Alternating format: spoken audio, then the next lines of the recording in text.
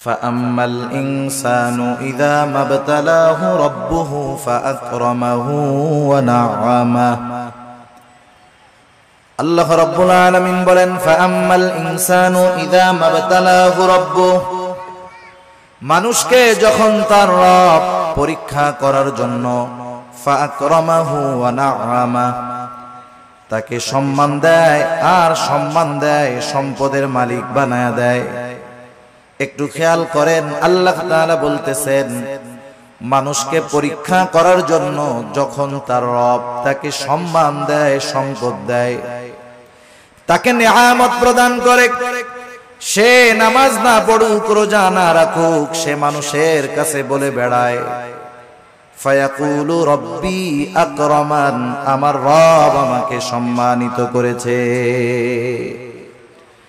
আল্লাহ তাআলা বললেন আমি মানুষকে সম্মান, সম্পদ, নেয়ামত পরীক্ষা করার জন্য দেই, আর মানুষ এটাকে পরীক্ষা না মনে করে সে বলে আমার রব আমাকে সম্মানিত করেছেন।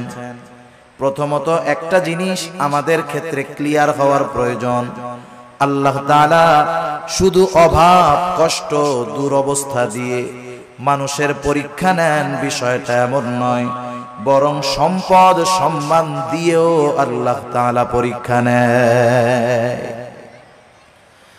যদি এমনটা হতো সম্মান, সম্পদ মানুষের আল্লাহ তাআলার ভালোবাসার মাপকাঠি, যে যাকে আল্লাহ রাব্বুল আলামিন বেশি ভালোবাসেন তাকে মনে হয় আল্লাহ তাআলা বেশি সম্পদ দেন, বিষয়টা যদি এমন হতো, বলেন তো দুনিয়ার মধ্যে আল্লাহ তাআলার সর্বাধিক প্রিয় বান্দাদের তালিকায় কারুনের নামটা হয়ে যাইত।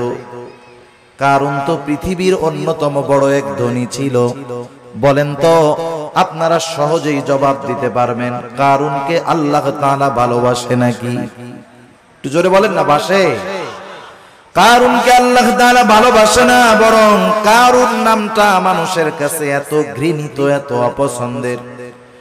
দুনিয়ার কোন মানুষের যদি সন্তান হয়, সে যত গরিব হোক, তাকে যদি বলা হয় তোমাকে মাসে 1000 করে বেতন দেওয়া হবে, টাকা দেওয়া হবে, ছেলের নামটা তুমি কারুন রাখো, আপনারা কেউ রাখবেন?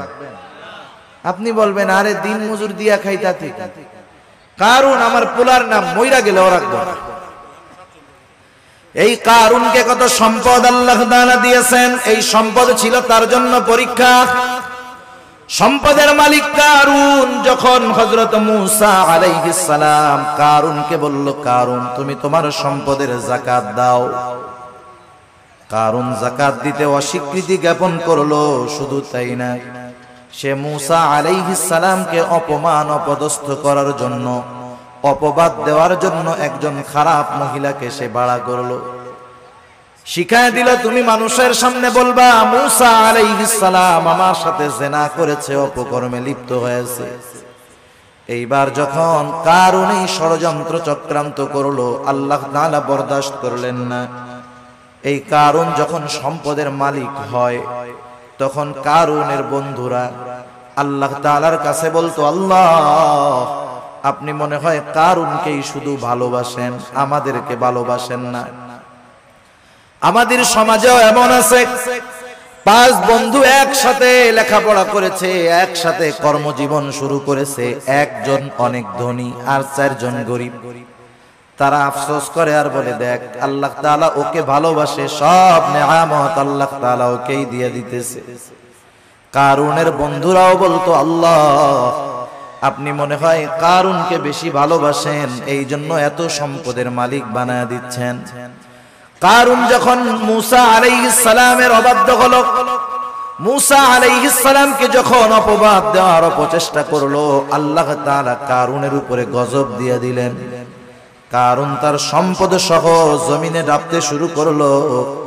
তাফসীরের মধ্যে আসছে এখনো কারুন তার সম্পদ সহ জমিনের মধ্যে ডাবতেছে, কিয়ামত পর্যন্ত ডাবতে থাকবে। যখন কারুনের বন্ধুরা কারুনের এই দুরবস্থা দেখলো, এইবার ওই গরিব বন্ধুরা বলে আল্লাহ আপনি কারুনকে সম্পদ দিয়েছেন ঠিক, কিন্তু বাস্তবে আপনি আমাদেরকে বেশি ভালোবাসেন। সম্পদ দেখে আমরা মনে করি আল্লাহ তাআলা মনে হয় তারে ভালোবাসে এই জন্য দিচ্ছে, বিষয়টা এমন নয়। কারুন সম্পদ পেয়েছে ঠিক, আল্লাহ তাআলার ভালোবাসা পায় নাই।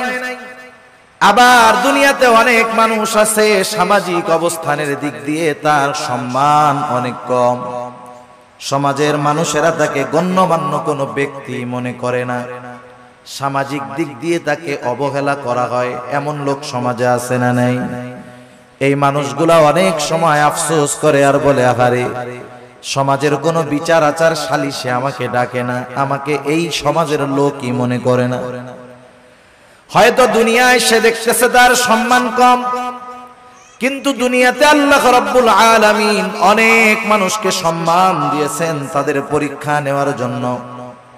কত সম্মানিত মানুষ ছিল ফেরাউন, কত সম্মানিত মানুষ ছিল নমরুদ, কত বড় বড় বাদশাহীর মালিক তারা হয়ে গেছে। কিন্তু বলেন তো, বাদশাহী পেয়েছে ঠিক, এই সম্মান পদবীর দ্বারা আল্লাহ তাআলার ভালোবাসা কি তারা পেয়েছে নাকি? পায় নাই। যে কথা বোঝাইতে চাইলাম যে সম্মান সম্পদ কারো থাকলেই এটা মনে করার সুযোগ নাই যে তাকে আল্লাহ তাআলা ভালোবাসে। সম্মান সম্পদ দিয়ে আল্লাহ তাআলা মাঝে মধ্যে পরীক্ষা নেন, কিন্তু বোকা মানুষগুলা কি মনে করে? বোকা মানুষগুলা মনে করে আমারে আল্লাহ সম্পদ দিছে, ভালো না বাসলে দেয়। আমারে আল্লাহ চেয়ারম্যান বানাইছে, এমপি বানাইছে, সমাজের বড় ভিআইপি সিআইপি বানাইছে, আল্লাহ ভালো না বাসলে কি এগুলা দেয়? তারা এটা মনে করে। অথচ আল্লাহ কি বলেন যে তাদের রব তাদেরকে এগুলা দিয়েছে পরীক্ষা করার জন্য, আর তারা বলে আমাদের রব আমাদেরকে সম্মানিত করেছে। এরপরে আল্লাহ রাব্বুল আলামিন বলেন, ওয়া আম্মা ইযা মাবতালাহু ফাকাদারা আলাইহি রিজকাহু ফায়াকুলু রাব্বি আহানান। আবার মানুষকে যখন তার রব পরীক্ষা করার জন্য রিজিকের মধ্যে সংকীর্ণতা দিয়ে দেয়, অভাব দেয়, সম্মানটা কমে যায়, কষ্ট ক্লেশে সে পতিত হয়, এইবার ও এইটাকে পরীক্ষা মনে করে না, বরং তার এই অভাব কষ্ট ক্লেশের জন্য সে আল্লাহ তাআলাকে দায়ী করে। বলে ফায়াকুলু রাব্বি আহানান, আমার রব আমাকে অপদস্থ করেছে, অপমানিত করেছে। মুফাসসিরিনে কেরাম বলেন সে তার ভাষায় বলতে চায় যে আমি সম্মানের উপযুক্ত ছিলাম, কিন্তু আল্লাহ আমাকে সম্মান দেয় নাই। নাউজুবিল্লাহ বলেন। অনেক সময় অনেক জায়গায় দেখবেন, বোঝানোর জন্য বলতেছি, নির্বাচন হয় না, নির্বাচন কেউ জিতে কেউ হারে, অনেক ক্ষেত্রে কন্টেস্ট হয়। একজন হেরে গেল, সে তখন বলে হারে আমি জেতারই যোগ্য ছিলাম, কিন্তু আল্লাহ আমারে জিততে দেয় নাই। সে না জয়ী হওয়াটাকে দোষ দেয় কার? আল্লাহ তাআলা। মুফাসসিরিনে কেরাম বলেন মানুষেরা কেমন জানি বলতে চায় আমি সম্মানের উপযুক্ত ছিলাম, কিন্তু আমার রব আমারে সম্মান দেয় নাই। আমি সম্পদের উপযুক্ত ছিলাম, কিন্তু আমার রব আমাকে সম্পদ দেয় নাই। সে তার রিজিকের সংকীর্ণতাটাকে পরীক্ষা মনে করে না, বরং সে তার রিজিকের সংকীর্ণতাটাকে আল্লাহ রব্বুল আলামিনের উপরে দোষ চাপায়া দেয়। তাহলে দ্বিতীয় বিষয় ক্লিয়ার কি? দ্বিতীয় বিষয় হলো যে আল্লাহ তাআলা এক নাম্বার সম্পদ সম্মান এটাও পরীক্ষার জন্য দেন। দুই নাম্বার রিজিকের সংকীর্ণতা, দুনিয়ার কষ্ট ক্লেশ অপমান, এটাও আল্লাহ তাআলা পরীক্ষার জন্য দেন। কি দেখতে চান পরীক্ষার মাধ্যমে? আল্লাহ তাআলা দুই অবস্থাতেই দেখতে চান যে বান্দা সুখ স্বাচ্ছন্দ্যের জীবন পেয়ে আমি আল্লাহকে ভুলে যাই কিনা।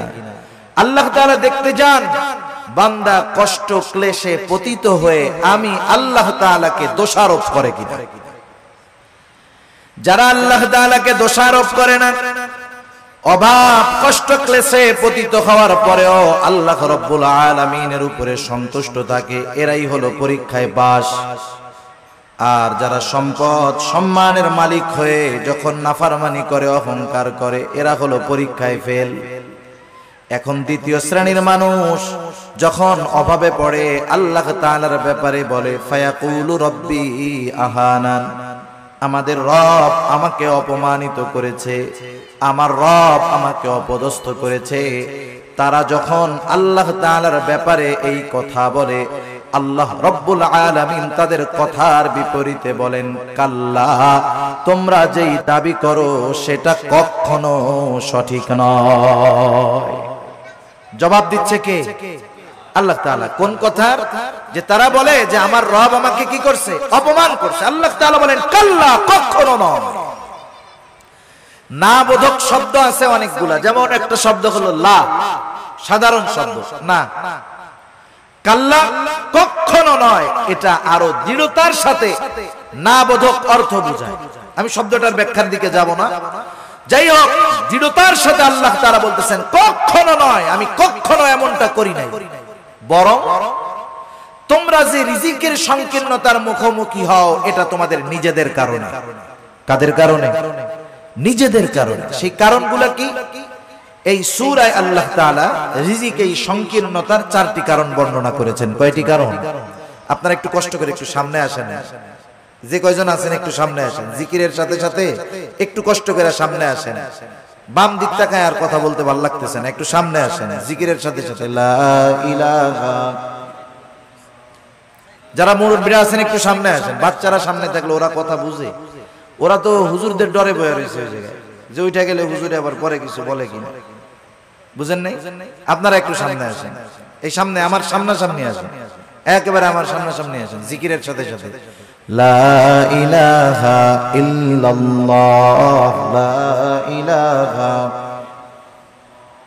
লা ইলাহা ইল্লাল্লাহ, লা ইলাহা, লা ইলাহা ইল্লাল্লাহ, মুহাম্মাদুর রাসূলুল্লাহ সাল্লাল্লাহু আলাইহি ওয়াসাল্লাম। যারা বলে যে আমাদের রিজিকের সংকীর্ণতা দিয়েছে আল্লাহ, যারা এই কথা বলে তাদের কথার জবাব দিচ্ছেন কে? আল্লাহ তাআলা বলতেছে, তোমরা যে দাবি করতেছো এটা কখনো সঠিক নয়, বরং রিজিক সংকীর্ণতার জন্য তোমরা নিজেরাই দায়ী। আল্লাহ রাব্বুল আলামিন বলেন, তোমাদের রিজিক সংকীর্ণতার কারণ কি? কাল্লা বাল্লা তুকরিমুনাল ইয়াতীম। শুনে নাও, বরং তোমাদের রিজিক সংকীর্ণতার 1 নাম্বার কারণ, তোমরা ইয়াতীমকে সম্মান করো না। একটু খেয়াল দিয়ে শুনবেন, রিজিক সংকীর্ণতার 1 নাম্বার কারণ, তোমরা ইয়াতীমকে সম্মান করো না। ইয়াতীমকে সম্মান করব, ইয়াতীম তো আমার ছোট। যদি ছোট হয়, এখানে আবার সম্মানের বিষয়টা কেমনে? মুফাসসিরিনে কেরাম বলেন, ইয়াতীমের যথাযথ হক আদায় করা হলো ইয়াতীমকে সম্মান করা। আল্লাহ রাব্বুল আলামিন বলেন, তোমরা ইয়াতীমকে সম্মান করো না, তথা ইয়াতীমের হকগুলো তোমরা আদায় করো না। বরং সমাজের মধ্যে অনেক মানুষ আছে ইয়াতীমের অভিভাবক, সে ইয়াতীমের হক আদায় করবে কোথায়? ইয়াতীমেরটাই তো খায় ফেলে। আছে না নাই? ইয়াতীমের সম্পদ এটা বড় জঘন্য সম্পদ। আল্লাহ তাআলা সাধারণ ভাবেই বলেন, ইয়া আইয়ুহাল্লাযীনা আমানু লা তাকুলু আমওয়ালাকুম বাইনাকুম বিল বাতিল। আল্লাহ তাআলা বলেন, তোমরা অন্যায়ভাবে কারো সম্পদ ভক্ষণ করো না। কারণ কেউ যদি কারো সম্পদ ভক্ষণ করে, এর সাথে বান্দার হক সম্পৃক্ত থাকে। কিয়ামতের ময়দানে কেউ যদি কারো সম্পদ অন্যায়ভাবে ভক্ষণ করে দুনিয়ায়, কিয়ামতের ময়দানে ওই লোকটা সবচাইতে নিঃস্ব হয়ে যাবে। হাদিসের মধ্যে আসছে, নবীজি সাল্লাল্লাহু আলাইহি ওয়াসাল্লাম বলেন, কিয়ামতের দিন সবচাইতে নিঃস্ব হবে ওই ব্যক্তি যার আমলের কোনো অভাব নাই, নামাজ রোজার অভাব নাই, হজ যাকাতের অভাব নাই, দান সাদকার অভাব নাই, এক কথায় কোনো প্রকার নেক আমলের অভাব নাই। দুনিয়াতে তার একটা সমস্যা ছিল, সে বান্দার হক নষ্ট করত। পাহাড় পরিমাণ আমল নিয়ে বান্দার হক নষ্টকারী কিয়ামতের ময়দানে আল্লাহর সামনে উঠবে। ও নেকের পাহাড় দেখে চিন্তা করবে, ওর জান্নাতে যাওয়া কে ঠেকায় আছে? আল্লাহ তাআলা তাকে জান্নাতে যাওয়ার অনুমতি দেওয়ার পূর্বে তার ব্যাপারে আল্লাহ রাব্বুল আলামিনের দরবারে মানুষেরা অভিযোগ দায়ের করবে। লম্বা হাদিস, আমি শুধু সারমর্ম কথাগুলা বলতেছি। কিছু লোক তার বিরুদ্ধে আল্লাহ রাব্বুল আলামিনের কাছে অভিযোগ দায়ের করবে। লোকটা হয়তো বলবে আল্লাহ এই লোকটা দুনিয়াতে আমার হক নষ্ট করেছিল, কেউ বলবে আমার সম্পদ দখল দিয়েছিল, কেউ বলবে আমাকে কষ্ট দিয়েছিল, এক কথায় আমার হক নষ্ট করেছিল। আল্লাহ দুনিয়ার ভিতরে আমি দুর্বল থাকার কারণে আমি ন্যায় বিচার পাই নাই, দুনিয়াতে আমি মাজলুম ছিলাম। আয় আল্লাহ আজকের দিন আমি কি ন্যায় বিচার পাবো না? বরং আল্লাহ রব্বুল আলামিন তো সেই দিন ন্যায় বিচার কায়েম করবে, ইনসাফের আদালত আল্লাহ তাআলা প্রতিষ্ঠা করবে। আল্লাহ রব্বুল আলামিন বলেন ওয়ানাদাউল মাওয়াজিনাল কিসতা লিয়াউমিল কিয়ামাতি ফালা তুযলামু নাফসুন শাইআ। আল্লাহ রাব্বুল আলামিন বলেন আমি কিয়ামতের দিন ইনসাফের আদালত কায়েম করব। ওয়ানাদাউল মাওয়াজিনাল কিসতা লিয়াউমিল কিয়ামাহ, এমন ইনসাফ ওয়ালা আদালত আল্লাহ তাআলা বলেন ফালা তুযলামু নাফসুন শাইআ, সেই দিন কারো উপরে সামান্যতম কোনো জুলুম করা হবে না, বরং কি হবে ওয়া ইন কানা মিসকালা হাববাতিন মিন খারদালিন আতাইনা বিহা, কেউ যদি দুনিয়াতে কোনো সরিষা দানা পরিমাণ কোনো আমল করে থাকে আল্লাহ রব্বুল আলামিন বলেন আতাইনা বিহা, ওই আমল সহকারে আমি আল্লাহ তাকে হাজির করব। দুনিয়াতে সরিষা দানা পরিমাণ আমল যদি কেউ করে সেই সরিষা দানা পরিমাণ আমল সহ তাকে হাজির করা হবে। শুধু হাজির করবে আল্লাহ তাআলা তা না, বরং আল্লাহ সুবহানাহু ওয়া তাআলা ওই আমলের হিসাব নেবেন। সুবহানাল্লাহ। মোট কথা সেই দিন আল্লাহ তাআলা ন্যায় বিচার করবে। লোকটা এবার আল্লাহ তাআলার কাছে অভিযোগ দায়ের করবে, আল্লাহ রাব্বুল আলামিন তার অভিযোগ গ্রহণ করবে। এবার ওই পাহাড় পরিমাণ নেকের মালিককে বলা হবে তোমার ব্যাপারে যে অভিযোগ দায়ের করা হলো সত্য নাকি? সে মিথ্যা কথা বলার কোনো উপায় নাই, স্বীকার যেতে সে বাধ্য। সে বলবে হ্যাঁ দুনিয়াতে আমি তার এই হক নষ্ট করেছি। আল্লাহ তাআলা বলবে দাও তার হকটা আদায় করে দাও। বলেন তো দুনিয়াতে কেউ যদি কারো জমি জোর করে দখল দেয় কিয়ামতের দিন জমি দেওয়ার কোনো অবস্থা আছে নাকি? এইবার লোকটা বলবে আল্লাহ এ তো দুনিয়া না, দুনিয়া না, দুনিয়া যদি হইতো আমি তার জমি তার হক তাকে ফিরাইয়া দিতাম, এখন আমি কোথার থেকে দিব? এইবার অভিযোগকারী বলবে আল্লাহ ঠিক আছে এটা তো দুনিয়া না, দুনিয়ায় আমার সম্পদ সে দখল দিয়েছিল, আজকে আমার সম্পদের প্রয়োজন নাই, সে আমার দুনিয়ার হকটা তার নেকির দ্বারা মিটায়া দে। এবার ওই পাহাড় পরিমাণ নেকের মালিক একটা মাত্র অপরাধ করতো, বান্দার হক নষ্ট করছে, সে কি করবে? নেকির থেকে নিয়ে এক একজনের হক আদায় করবে। যারা যারা মানুষের হক নষ্ট করে এরা একজনের করে না, বহুজনের করে, ঠিক কিনা বলেন?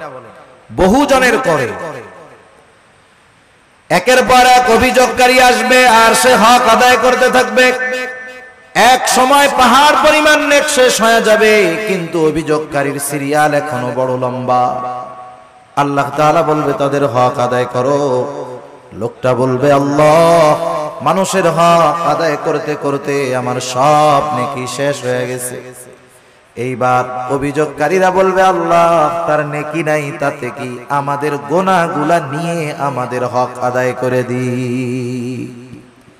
এইবার সে মানুষের হক আদায় করতে করতে পাহাড় পরিমাণ গুনার মালিক হয়ে যাবে। রাসূলুল্লাহ সাল্লাল্লাহু আলাইহি ওয়াসাল্লাম বলেন কিয়ামতের ময়দানে ওই লোকটার মতো নিঃস্ব আর কেউ নাই যে দুনিয়াতে তার আমলের কোনো অভাব ছিল না, কিন্তু সে বান্দার হক নষ্ট করার কারণে কিয়ামতের দিন সব নেক অন্যকে দিয়ে দিতে হবে, আর সে তার নেকের বদলে গুনার পাহাড়ের মালিক হয়ে যাবে। ইয়াতীমের হক যারা নষ্ট করে সাধারণত ভাবে এক নম্বরে তারা মানুষের হক নষ্টকারী হয়। ইয়াতীমের সম্পদটা আরো জঘন্য। আল্লাহ তাআলা কোরআনুল কারীমের মধ্যে বলেন ইন্নাল্লাযীনা ইয়াকুলুনা আমওয়ালাল ইয়াতামা যুলমা ইন্নামা ইয়াকুলুনা ফি বুতুনিহিম নারা। আল্লাহ রাব্বুল আলামিন বলেন নিশ্চয়ই যারা অন্যায়ভাবে ইয়াতীমের সম্পদ ভক্ষণ করে ইন্নামা ইয়াকুলুনা ফি বুতুনিহিম নারা, সে কেমন যেন আগুনের দ্বারা তার পেটকে ভরপুর করে। আপনারা একটু জবাব দিবেন, বলেন তো আগুনের স্থান জান্নাত নাকি জাহান্নাম? নিঃসন্দেহে জাহান্নাম। আল্লাহ তাআলা বলেন ওয়াসায়াসলাউনা সাঈরা, অচিরেই তাকে জাহান্নামের মধ্যে নিক্ষেপ করা হবে। সেজন্য ইয়াতীমের অসম্মান মানে ইয়াতীমের সম্পদ দখল দেওয়া, ইয়াতীমের সম্পদ ভক্ষণ করা। 2 নাম্বার ইয়াতীমের সম্মান করা, অর্থাৎ তার সাথে সদাচরণ করা, ভালো ব্যবহার করা। অনেক সময় আমাদের অনেকের ঘরে ইয়াতীম বাচ্চা থাকে, নিজের আত্মীয় স্বজন। অনেক সময় এমন হয় আপন চাচার ঘরে ভাইয়ের ছেলে ইয়াতীম, মা বাবা মারা গেছে, ছোট বাচ্চা ইয়াতীম। আপন চাচা ওই ইয়াতীমের সাথে খারাপ আচরণ করে, খারাপ ব্যবহার করে। বরং ছলে বলে কলে কৌশলে সে যদি পারে, একজনের সম্পদ আছে ইয়াতীম, সে সম্পদের মুখাপেক্ষী না, কিন্তু তার তো মা বাবা নাই, সে একটু স্নেহ মোহাব্বত ভালোবাসার মুখাপেক্ষী, ঠিক কিনা বলেন? ইয়াতীম হইলেই যে তারে খাওয়াইতে হয় সব বিষয়টা এমন না, বরং সমাজে অনেক ধনী ইয়াতীম আছে, সে একটু মানুষের ভালো আচরণ, একটু মোহাব্বত ভালোবাসার আশা করে। তার সাথে যদি কেউ খারাপ আচরণ করে, ইয়াতীম বাচ্চার অন্তরের মধ্যে আঘাত লাগে, আহারে আমার আব্বু যদি বেঁচে থাকতো তাইলে আমার সাথে কেউ এমন খারাপ আচরণ করতো না, আমার আম্মু যদি বেঁচে থাকতো তাহলে আমার আম্মু ওই আমার আরেক ভাইয়ের আম্মুর মতো আমাকেও মহব্বত করতো। এই ব্যথাগুলা অনেক ইয়াতীমের অন্তরে থাকে, যদিও সে সম্পদওয়ালা। সেজন্য ইয়াতীম ধনী হোক আর গরিব হোক, আমাদের উচিত ইয়াতীমদের সাথে সদাচরণ করা, স্নেহময় ব্যবহার করা। আর যদি ইয়াতীম গরিব হয়, তাকে খাদ্য সহায়তা দিয়ে সাহায্য করা। আমার আপনার যদি অ্যাবিলিটি থাকে, আমি আপনি যদি কোনো ইয়াতীমের অভিভাবক হতে পারি, তার পোশাক, লেখাপড়া, খাবার দাবার, মৌলিক চাহিদা পূরণের ব্যবস্থা করতে পারি, একজন ইয়াতীমের অভিভাবকত্ব যদি আমি গ্রহণ করতে পারি, অসম্ভব নয়। আপনি 5 জন 7 জন মানুষকে চালান, এর সাথে আরেকজন মানুষকে তার মৌলিক চাহিদা পূরণের জন্য সাথে রাখলে সেটা অসম্ভব নয়। কেউ যদি কোনো ইয়াতীমের দায়িত্বভার গ্রহণ করতে পারে, ইয়াতীমকে লেখাপড়া শেখাতে পারে, ইয়াতীমের অভিভাবক হতে পারে, নবীজি সাল্লাল্লাহু আলাইহি ওয়াসাল্লাম বলেন আনা ওয়া কাফিলুল ইয়াতীম কাহাতাইনি ফিল জান্নাহ। নবীজি সাল্লাল্লাহু আলাইহি ওয়াসাল্লাম বলেন আমি আর ইয়াতীমের অভিভাবক জান্নাতের মধ্যে এমন করে পাশাপাশি অবস্থান করব। 2 আঙ্গুলের ইশারা দিয়ে নবীজি বুঝায়া দিলেন, এই 2টা আঙ্গুল যেমন পাশাপাশি অবস্থান করে, ইয়াতীমের অভিভাবক আর নবীজি সাল্লাল্লাহু আলাইহি ওয়াসাল্লাম এমন ভাবে পাশাপাশি অবস্থান করবে। তাহলে ইয়াতীমের সম্মানের তৃতীয় অর্থ যে যদি পারা যায় তাহলে ইয়াতীমের অভিভাবকত্বের দায়িত্ব গ্রহণ করা। আপনি আমি পুরাটা পারি না, মাসে 500 টাকা দিয়ে একটা ইয়াতীমের খরচ বহন করতে পারি, বছরে 1000 টাকা দিয়ে পারি যে এটা আমি শুধুমাত্র ইয়াতীমদের জন্য দিলাম। আবার দেখেন, একদিন এক সাহাবী রাসূলুল্লাহ সাল্লাল্লাহু আলাইহি ওয়াসাল্লামের কাছে আসছে, আসার পরে বলতেছে ইয়া রাসূলুল্লাহ, আমার হৃদয়টা বড় কঠোর, হৃদয়টা বড় শক্ত, আমি আমার এই শক্ত হৃদয়টাকে কেমন করে নরম বানাতে পারি, আমাকে একটু আমল শিখায় দেন। নবীজি সাল্লাল্লাহু আলাইহি ওয়াসাল্লাম বললেন শোনো কি করবা। নবীজি বললেন আমসিহ রাসাল ইয়াতীম ওয়া আতঈমিল মিসকিন, তুমি ইয়াতীমের মাথায় বেশি বেশি হাত বুলায় দাও আর মিসকিনদেরকে বেশি বেশি খানা খাওয়াও। ইয়াতীমের মাথায় হাত বুলায় দিলে মানুষের অন্তর কোমল হয়, নরম হয়, শক্ত হৃদয়, কঠিন হৃদয় নরম হয়ে যায়। সাহাবায়ে কেরাম তারা এসে বলতেছে নবীজি আমাদের অন্তর নরম হয়ে গেছে, একটু আমল বলে দেন যেটা করলে দিলটা নরম হবে। নবীজি কি বললেন? ইয়াতীমের মাথায় হাত বুলায় দাও। সেজন্য ইয়াতীমকে সম্মান করা তথা ইয়াতীমের হক আদায় করা, ইয়াতীমের সাথে সদাচরণ করা, ভালো ব্যবহার করা, ইয়াতীমের সম্পদ ভক্ষণ না করা, যারা এই কাজগুলা করবে তারা জীবনে যে কোনো একটা পর্যায়ে রিজিকের সংকীর্ণতার মুখোমুখি হবে। তাহলে রিজিক সংকীর্ণতার 4 কারণের প্রথম কারণ হলো আল্লাহ তাআলা বলেন তোমরা ইয়াতীমদেরকে সম্মান করো না তথা ইয়াতীমের হক তোমরা আদায় করো না। 2 নাম্বার আল্লাহ রাব্বুল আলামিন বলেন ওয়ালা তাহাদ্দুনা আলা তুআমিল মিসকিন, তোমরা মিসকিনদেরকে খানা দাও না। ব্যাখ্যা হলো তোমরা শুধু খানা নিজে দাও না তা না, নিজেও দাও না, অপরকে খানা দিতেও অনুৎসাহিত করো, নিরুৎসাহিত করো। নিজেও দেয় না, আরেকজনকেও দিতে দেয় না। অনেক সময় আপনি দোকানে বসে আছেন, একজন গরিব মানুষ আসছে আপনার কাছে কিছু চাইতে, সে কোথা থেকে আসছে, কি করবে না করবে সেটা ভিন্ন কথা, তার অবস্থা দৃষ্টিগোচর হচ্ছে সে বড় অভাবী, দরিদ্র, কষ্টে আছে। সে আইসা বলতেছে আমার একটু কলা রুটি কিনা দেন খাই, অথবা 10টা টাকা দেন। আপনি যদি তাকে না দেন গুনাহ হবে না। কিন্তু আমাদের সমাজের কিছু মানুষ আছে প্রথমে নিজে দেয় না, বলে ওইদিক যা ওইদিক যা। পাশের থেকে বন্ধু যদি দিতে চায় 10 টাকা বাহির করছে, বলে ওরে না দিয়ে আমার একটা বিড়ি খাওয়া কাজে লাগবে। আছে না নাই এরকম? নিজেও দিল না, আরেকজনকেও দিতে দিল না। এ খাসলাত ছিল আবু জেহেলের। কার ছিল বলেন না? আবু জেহেলের। ইয়াতীমদের সাথে খারাপ আচরণ করত, এই খাসলাত ছিল আবু জেহেলের। মিসকিনদেরকে খানা দিত না, এই খাসলাত ছিল আবু জেহেলের। আর মিসকিনদেরকে খানা না খাওয়ানো এটা জাহান্নামীদের জাহান্নামে যাওয়ার অন্যতম কারণ। যখন জান্নাতি ও জাহান্নামীদের মধ্যে কথোপকথন হবে, জান্নাতীরা জাহান্নামীদেরকে জিজ্ঞাসা করবে মা সালাকাকুম ফি সাকার, কোন জিনিস তোমাদেরকে জাহান্নামের মধ্যে আনলো? এইবার জাহান্নামীরা বলবে ক্বালু লাম নাকু মিনাল মুসাল্লিন ওয়া লাম নাকু নুতঈমুল মিসকিন। জাহান্নামীরা জাহান্নামে যাওয়ার যেই কারণগুলো বর্ণনা করবে কোরআনুল কারীমের মধ্যে আল্লাহ তাআলা জানায় দিয়েছেন। এখন প্রশ্ন হইতে পারে, সময় তো কম, প্রশ্ন হতে পারে যে জান্নাত জাহান্নাম কিছুই তো হইল না, তাইলে জান্নাতীরা প্রশ্ন করলো, জাহান্নামীরা জবাব দিল কেমনে? বুঝেন নাই কথা? সময়টা 3 ভাগে বিভক্ত। সময় কয় ভাগে বিভক্ত? একটা অতীত, একটা বর্তমান, আর একটা কি ভবিষ্যৎ। এটা মানুষের কাছে, আমাদের কাছে সময় 3 ভাগে বিভক্ত, অতীত, বর্তমান, ভবিষ্যৎ। আর আল্লাহ তাআলার কাছে সময় একটাই, সেটা হলো প্রেজেন্ট। সব কিছু বর্তমান, কি হয়েছে, হচ্ছে, হবে, সব আল্লাহ তাআলার ইলমের মধ্যে আছে, সব হাজির, সব প্রেজেন্ট আল্লাহ তাআলার কাছে। যেটা আমাদের কাছে ভবিষ্যৎ, সেটা আল্লাহ তাআলার কাছে কি বর্তমান। যেটা আমাদের কাছে অতীত, সেটা আল্লাহ তাআলার কাছে বর্তমান। সেজন্য আল্লাহ তাআলার ইলমের মধ্যে সব আছে, সহজ হিসাব। জাহান্নামীরা জাহান্নামে যাওয়ার কারণ হিসাবে বলবে আমরা মুসল্লি ছিলাম না, নামাজি ছিলাম না।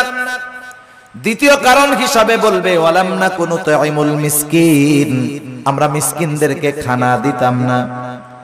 আসেন, আল্লাহ তাআলা বলতেছে দুনিয়ায় রিজিক সংকীর্ণতার দ্বিতীয় কারণ হলো তোমরা মানুষদেরকে, মিসকিনদেরকে খানা দাও না, নিজেও দাও না, অপরকে নিরুৎসাহিত করো। এখন একজন দিল না, আমার উচিত, আমার পকেটে টাকা নাই, আমার কাছে নাই, আমি যদি আরেকজনকে বলি বন্ধু 10টা টাকা ওকে দিয়ে দাও, একটা রুটি কিনে দাও, একটা কলা কিনে দাও, আমি শুধু এতটুকু সুপারিশ করলাম, সে যে কয় টাকা দান করবে আমি শুধু সুপারিশ করার কারণে তার দানের সমপরিমাণ নেকির মালিক হয়ে যাব। কিন্তু আমাদের খাসলাত কি? নিজেও দেই না, আরেকজনকেও দিতে মানা করি। সেজন্য মিসকিনদেরকে খানা খাওয়ানো, মিসকিনদেরকে খানা খাওয়ানো এটা বড় ফজিলতের কাজ। শুধু মিসকিনদেরকে নয়, সাধারণভাবে প্রত্যেকটা মানুষকে খানা খাওয়ানো ভালো কাজ।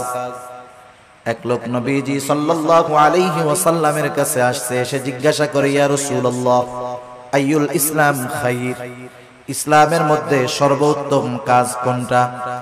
নবীজি সাল্লাল্লাহু আলাইহি ওয়াসাল্লাম ছিলেন উম্মতের রূহানী ডাক্তার।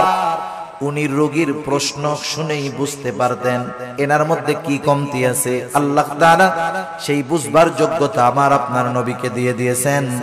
একই প্রশ্নের উত্তর বিভিন্ন জনের ক্ষেত্রে নবীজি বিভিন্নটা দিয়েছেন। এটা অবস্থার আলোকে নবীজি সাল্লাল্লাহু আলাইহি ওয়াসাল্লাম এবার বললেন, তুতিমুত তাআম ওয়া তাকরাউস সালাম আলা মান আরাফতা ওয়া মান লাম তা'রিফ। তুমি বেশি বেশি মানুষকে খানা খাওয়াও, আর পরিচিত অপরিচিত সবাইকে বেশি বেশি সালাম দাও। এখানে নবীজি সাল্লাল্লাহু আলাইহি ওয়াসাল্লাম খানা খাওয়ানোর কথা বলছেন ঢালাও ভালো। সাধারণ মানুষকেও যদি মানুষ খানা খাওয়ায় দুনিয়ার স্বার্থে নয়, তাইলে এর মধ্যে লাভ আছে। এক মুসলমানের অপর মুসলমান দাওয়াত দিলে সেই দাওয়াত কবুল করতে হবে, এটা এক মুসলমানের উপরে অপর মুসলমানের একটা হক। কিন্তু এখন দাওয়াত যিনি দেন তিনিও স্বার্থ সামনে রেখে দেন। আর দাওয়াত যখন কেউ দেয়, বিবাহের দাওয়াত দিলে টেনশনে পড়ে যাবে।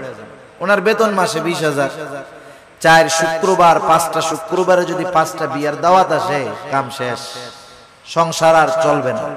যারা দাওয়াত দেয় ওই আশাই দেয় যে অমুকরে দাওয়াত দিলে 5,000 টাকা দিব না।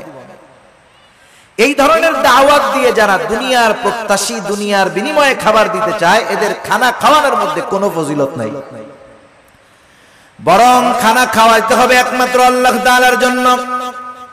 আল্লাহ রাব্বুল আলামিন বলেন, এক শ্রেণীর বান্দা তাদের অবস্থা কি, তারা মানুষদেরকে খানা খাওয়ায় কি জন্য? তারা বলে, ইন্নামা নুতঈমুকুম লিওয়াজহিল্লাহ লা নুরিদু মিনকুম জাযাআও ওয়ালা শুকুরা।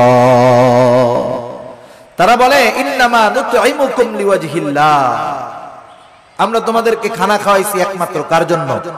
আল্লাহ তাআলার জন্য। আপনি একজনকে দাওয়াত দিয়ে খাওয়াচ্ছেন, এটা আল্লাহর জন্য খাওয়ান, এই খাওয়ানোর মধ্যে নেকি হবে। লা নুরিদু মিনকুম জাযাআ, তোমাদেরকে খানা খাওয়াইছি আল্লাহ তাআলার জন্য। লা নুরিদু মিনকুম জাযাআ, আমরা তোমাদের কাছে কোনো প্রতিদান চাই না, কিন্তু আমরা খাওয়াইয়া টেবিলে একটা বিছায়া রাখি। আসেনি আপনাদের এলাকায়? টেবিল বিছানোর দ্বারাই বোঝা যায় ভিক্ষা চাইতেছে। এই ভিক্ষামূলক কাজটা বাদ দিয়ে কেউ যদি দিতে চায় আলাদাভাবে দিবে, কেউ যদি না দিতে চায় দরকার নাই। এই গুণটা আমাদের মধ্যে হওয়ার দরকার। আমরা বলবো, ইন্নামা নুতঈমুকুম লিওয়াজহিল্লাহ, তোমাদেরকে আমরা আল্লাহর জন্য খানা খাওয়াইছি, সুতরাং তোমাদের কাছে আমরা কোনো প্রতিদান চাই না। লা নুরিদু মিনকুম জাযাআ, তোমাদের কাছে কোনো প্রতিদান তো চাই না। ওয়ালা শুকুরা, এই খাবার খাইয়া আমাদেরকে ধন্যবাদও দেওয়ার দরকার নাই। এই রকম খাবার যদি আমরা কাউরে খাওয়াইতে পারি, ওই খাওয়ানোর মধ্যে ফজিলত আছে, নেকি আছে। আর যদি টেবিল পাইতা বৈশা থাকি, এটা ভিক্ষুকের মতো কর্মকাণ্ড। আর খাওয়াইলাম আবার টাকাও চাইলাম। যাই হোক, রাসূলুল্লাহ সাল্লাল্লাহু আলাইহি ওয়াসাল্লাম খানা খাওয়ানোর ফজিলতের কথা বলছেন। আর যদি সে একজন দুস্থ হয়, অসহায় হয়, মিসকিন হয়, তাকে যদি খানা খাওয়ানো হয় কতটা খুশি হবে। এই জন্য মিসকিন অসহায় যারা আছে এদেরকে আমরা খানা খাওয়াবো। আমার পরিবার প্রতিবেশী যদি কেউ থাকে, আত্মীয় স্বজন যদি কেউ থাকে, তাদেরকেও মাঝে মধ্যে খাওয়াবো। আমার সম্পদ আছে, টাকা আছে, আমার হয়তো গোশত খাইতে খাইতে আর ভালো লাগে না, কিন্তু আমার অনেক প্রতিবেশী আছে যার গোশতর ঘ্রাণ তো 1 মাস ব্যাপী শুকতে পারে না, আছে না নাই? এজন্য অসহায় নিঃস্ব শুধু কাছে আসলেই যে খাওয়াবো বিষয়টা এমন নয়, বরং খুঁজে খুঁজে আমার আপনার প্রতিবেশী যদি কেউ অভাবী থাকে, দরিদ্র থাকে, অভাবগ্রস্ত থাকে, মাঝে মধ্যে নিজের ভালো তরকারিটাও তাদেরকে একটু দিব। এই অভ্যাসগুলো আমাদের করার দরকার। আমরা যদি মানুষকে খানা খাওয়াইতে পারি, আর যদি না খাওয়াই ক্ষতি কি? আল্লাহ তাআলা কিয়ামতের দিন বান্দাদেরকে জিজ্ঞাসা করবে, বান্দা আমি দুনিয়ায় অভুক্ত ছিলাম, খানা খাওয়াও নাই, পিপাসিত ছিলাম, পানি পান করাও নাই, বস্ত্রহীন ছিলাম, বস্ত্র দাও নাই, অসুস্থ ছিলাম, আমার সেবা শুশ্রূষা করো নাই। বান্দা বলবে, আল্লাহ আপনি তো এই সবগুলা থেকে মুক্ত, আপনার তো এগুলার কোনো প্রয়োজন নাই। তখন আল্লাহ তাআলা বলবে, বান্দা তোমার প্রতিবেশী অভুক্ত ছিল, তুমি যদি তাকে খানা খাওয়াইতা আমি আল্লাহ তাআলা পেয়ে যাইতাম। এজন্য শুধু আনুষ্ঠানিকভাবেই খানা খাওয়াবো মানুষকে, এমনটা জানি না হয়। আমার প্রতিবেশী অভাবী, দুস্থ, গরিব আমার কাছে যদি আসে, আমি খানা খাওয়ানোর অভ্যাস করব। অল্প খাওয়াই, হাসি মুখে খাওয়াবো। আবার যদি কাউকে ফিরাইয়া দিতে হয়, আমার কাছে নাই, একজনের কাছে মিসকিন বা ফকির একটা গেছে, ও 50 টাকার নোট একটা দিয়া মুখটা কালা করে কয়, এই তো গোজালাই শেষ, যা যা ভাগ ভাগ ভাগ। টাকা দিছে কত? 50 টাকা। আমরা তো ফকির মিসকিনদেরকে দেওয়ার সময় 2 টাকার নোটটা খুঁজি, তাও আবার ছেঁড়াটা। সে দিছে 50 টাকা। আচরণটা করছে খারাপ। পাশের আরেকজন 1 টাকাও দেয় নাই, কিন্তু আচরণটা সুন্দর করছে। বলতেছে, ভাই তুমি তো আসলা, আমার কাছে তো এখন নাই, যদি এই পথে পরে আসো তুমি আবার আমার সাথে দেখা করার চেষ্টা করবে, ইনশাআল্লাহ আমি তোমাকে দিব। এখন বলেন তো, এই যে মিসকিন অসহায় 50 টাকা দেনেওয়ালার ব্যবহারে খুশি হবে নাকি যে দেয় নাই তার ব্যবহারে খুশি হবে? সেজন্য উত্তম ব্যবহারটাও সাদকা। আমরা যদি কখনো কাউকে খাওয়াতে পারি না পারি, দিতে না পারি, খারাপ আচরণ করব না, ধমক দিব না, এই অভ্যাসটাও আমাদের করার দরকার। যাই হোক, আলোচনা লম্বা হচ্ছে, অন্যদিকে চলে যায়। আল্লাহ তাআলা আমাদেরকে জানায় দিলেন যে রিজিক সংকীর্ণতার 4টি কারণ। 1 নাম্বার কারণ লা তুকরিমুনাল ইয়াতীম। 2 নাম্বার কারণ ওয়ালা তাহাদ্দুনা আলা তুআমিল মিসকিন। 3 নাম্বার কারণ ওয়া তাকুলুনাত তুরাফা আকলাল লাম্মা। তোমরা কি করো? ওয়ারিসি সম্পদ সব একা খায়া ফেলো। আছে নাকি এরকম? যেমন বাপ সম্পদ রেখে মারা গেছে, বাবা মারা যাওয়ার পরে প্রথম কি দায়িত্ব? বড় সন্তান, সন্তান তার দায়িত্ব হলো প্রথম বাবার দাফন কাফনের জন্য যা দরকার সেটা ব্যয় করা। 2 নাম্বার খোঁজ খবর নেওয়া, বাবা কোনো ঋণ আছে নাকি, ঋণ থাকলে তার ঋণ পরিশোধ করা। 3 নাম্বার এইবার যেই সম্পদ অবশিষ্ট আছে, বাবা যদি কোনো ওসিয়ত করে থাকে আর ওই ওসিয়তটা যদি ওই সম্পদের 3 ভাগের 1 ভাগ বা তার কম হয়, বেশি নয়, কোন মানুষ যদি তার মূল সম্পদের 3 ভাগের 1 ভাগের বেশি পরিমাণ ওসিয়ত করে, অর্ধেক করে, তাহলে এই ওসিয়ত মানতে সন্তানেরা বাধ্য নয়। কিন্তু ঋণ পরিশোধের পরে যেই সম্পদ থাকবে তার ওসিয়তটা যদি 3 ভাগের 1 ভাগ বা তার কম হয়, এই ওসিয়তটা পূরণ করতে হবে। এরপরে যেই সম্পদ অবশিষ্ট থাকবে, অভিভাবক বড় হিসাবে বড় ভাইয়ের দায়িত্ব হলো যথাযথভাবে সব ওয়ারিসদের মাঝে বাবার সম্পদগুলো বন্টন করে দেওয়া। কিন্তু আফসোস, এই দায়িত্ব অধিকাংশ ক্ষেত্রে আমাদের দেশের ভাইরা পালন করে না, বরং বিলম্ব করতে থাকে। অনেক ক্ষেত্রে অন্যান্য ওয়ারিসদেরকে তারা ছলে বলে কলে কৌশলে সম্পদ বঞ্চিত করে দেয়। আছে না? আছে। বোনের হক আছে, সম্পদ বন্টন হয় নাই, 10 বছর ধরে বাবা মারা যাওয়ার পরে ভাই খাইছে সব, দোকান ভাড়া, বাসা ভাড়া, জমির ফসল, গাছের ফল সব খাইছে। বোন মাঝে মধ্যে আসছে, 1 ব্যাগ আম 2টা কাঁঠাল দিয়া পাঠায় দিছে, আবার বলতেছে আইসো, কিন্তু আবার 10 বছর পরে 2 বোন আইসা বলতেছে, ভাই 10 বছর তো দোকান ভাড়া, গাছের ফল, জমির ফসল সব একা খাইছো, কোনো দাবি নাই, এখন আমাদের হকটা আমাদেরকে বুঝায়া দাও। আর যদি তুমি রাখতে চাও এই সম্পদের ন্যায্য মূল্য আমাদেরকে দিয়ে দাও। বলেন তো, 10 বছর পরে বোন এসে ভাইদের কাছে যদি তার হক বুঝতে চায়, ভাই খুব খুশি মনে দিয়ে দিবে, তাই না? মুখটা পুইড়া একেবারে কালা হয়ে যাবে, সম্পদ দিয়ে দিবে, দিতে তো বাধ্য, বোনরা নিয়ে যাবে, তখন বলবে গেলি সম্পর্ক শেষ কইরা গেলি। এই যে কথার দ্বারা কি বুঝতেছেন? ভাই চাইছিল ওই সম্পদগুলো সব একা খাওয়ার জন্য, বোনরা জানি এই সম্পদ না চায়, সে সেটা চেয়েছিল। এই ধরনের চাহিদা আমাদের কারো মধ্যে যদি থাকে, যদি চিন্তা করি যে আমি 1 ভাই 5টা বোন আছে, সম্পদ যদি বন্টন হয়ে যায় আমার সম্পদে কমতি পড়ে যাবে, আমার সন্তানেরা সম্পদ কম ভাগে পাবে, ও যদি চিন্তা করে ওই সম্পদ তার সম্পদে প্রবৃদ্ধি দিবে, ভুল, বরং আল্লাহ তাআলা এমন বিমার দিবে সব সম্পদ শেষ হয়ে যাবে। ঠিক কিনা বলেন? এরকম বহুত মানুষ আমরা দেখছি, মানুষের হক নষ্ট করে সম্পদের পাহাড় বানায় ফেলছে। আল্লাহ তাআলা রিজিকের দরজা ক্লোজ করে দিয়েছে, ভোগ করতে পারে নাই, সম্পদ সব চিকিৎসা করতে করতে শেষ। সেজন্য ওয়ারিসি সম্পদ ভক্ষণ করার চেষ্টা করব না। এখানেও বান্দার হক আছে। সেজন্য নিজ দায়িত্বে ওয়ারিসদের সম্পদগুলা ফিরাইয়া দিব। খবরদার, ঠকানোরও চেষ্টা করব না। অনেক সময় জমি আছে রাস্তার পাশে, 3 ভাগ করার সময় আমি রাস্তার পাশের টুকু নেই, এরপরে পেছন আলারে দেই, এরপরে তারে দেই। বলেন তো, যেই জমির সাথে রাস্তা নাই, ওই জমির সাথে রাস্তা না থাকার কারণে যেই জমির সাথে রাস্তা আছে ওই জমির পাশেও যদি জমিটা হয়, শুধু রাস্তা না থাকার কারণে ওই জমিটার দাম অর্ধেক হয়ে যায়। সেজন্য বন্টনের ক্ষেত্রে সিস্টেম মুআফিক করতে হবে, ঠকানো যাবে না কাউকে। আল্লাহ তাআলা বলেন তোমাদের রিজিক সংকীর্ণতার তৃতীয় কারণ ওয়াতাকুলুনাত তুরাসা আকলাল লাম্মা, ওয়ারিসি সম্পদ সব তোমরা একা ভক্ষণ করে ফেলো। 4 নম্বর আল্লাহ তাআলা বলেন ওয়াতুহিব্বুনাল মালা হুব্বান জাম্মা। মানুষ যে এই আকামগুলা করে, গুনাহগুলা করে, এর অন্যতম কারণ কি? মালের মহব্বত। কিসের মহব্বত? মালের মহব্বত, সম্পদের মহব্বত, দুনিয়ার মহব্বত। দুনিয়াতে সম্পদ উপার্জন করা মানা না। কেউ যদি মনে করে সম্পদ উপার্জন করা মানা, তাহলে সে ভুলের মধ্যে আছে। কিন্তু সব সম্পদ উপার্জন করতে গিয়ে আল্লাহ তাআলাকে যদি ভুলে যায়, এটাই হলো তার জন্য ক্ষতির কারণ। এজন্য আল্লাহ তাআলা বলেন ইয়া আইয়ুহাল্লাযীনা আমানু লা তুলহিকুম আমওয়ালুকুম ওয়ালা আওলাদুকুম আন যিকরিল্লাহ। আল্লাহ তাআলা বলেন হে ঈমানদারেরা, তোমাদের সন্তান সম্পদ তোমাদেরকে জানি আল্লাহ তাআলার জিকির থেকে গাফেল না বানায়া দেয়।